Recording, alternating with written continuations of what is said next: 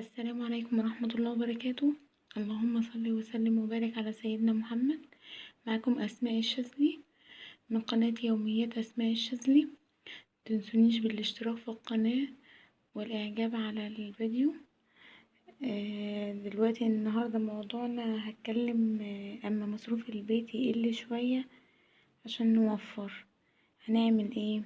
بصي يا ستي، بصي لما بتعملي أكلة وبتستخدمي فيها بانيه، شيلي منها حتتين، مش هتحسي والله بالفرق في أكلتك، بس سبحان الله هيعوضك في أكلة تانية.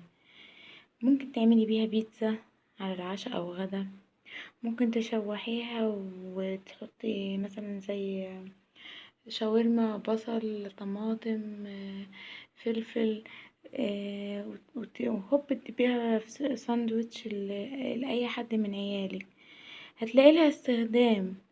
انت كده وفرتي اليوم، انت كده ممكن تكون طبعا مصروف البيت معاكي خلاص خلص، فانت هيقعدلك ليوم مش موجود يعني. تاني حاجة، لو بتعملي طبيخ ومثلا اتبقى طبق، وده وارد طبعا في كل بيت، مترميش الطبق ده، شيلي في الفريزر مرة على مرة، هتلاقي كونتي مثلا 3 اصناف، يعني مثلا مرة بطاطس، مرة فاصوليا، مرة بسلة، 3 انواع مختلفين.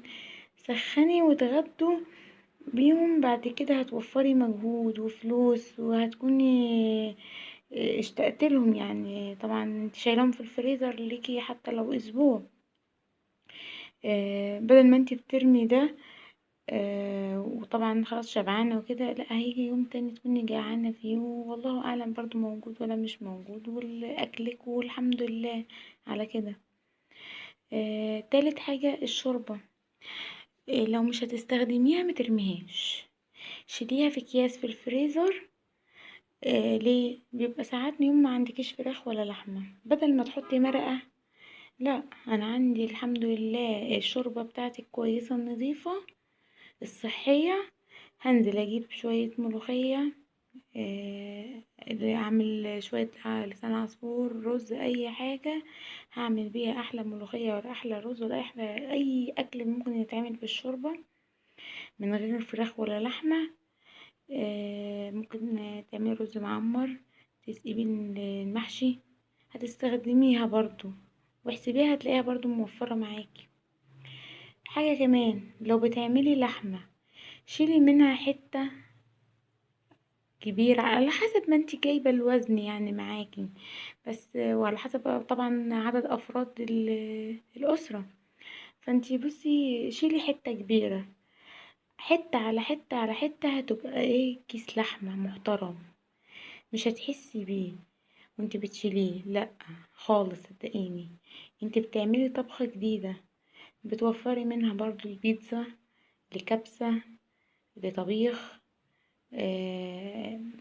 اي حاجة تعملي بيها يعني غدا، فاهميني؟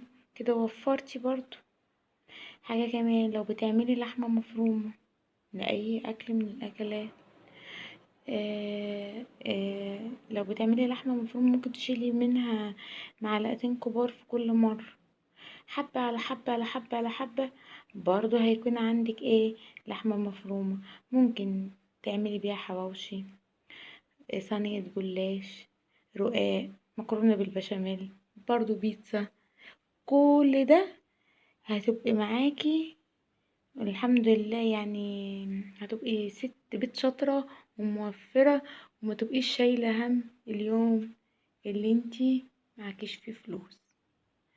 برضو في حاجة تاني، كل ما تنزلي هاتي معاكي كيس مكرونة، ما يكونش حتى من الكبير، من الصغير، حتى لو ب5 جنيه، بس مش الفلت طبعا، اللي هو الاكياس.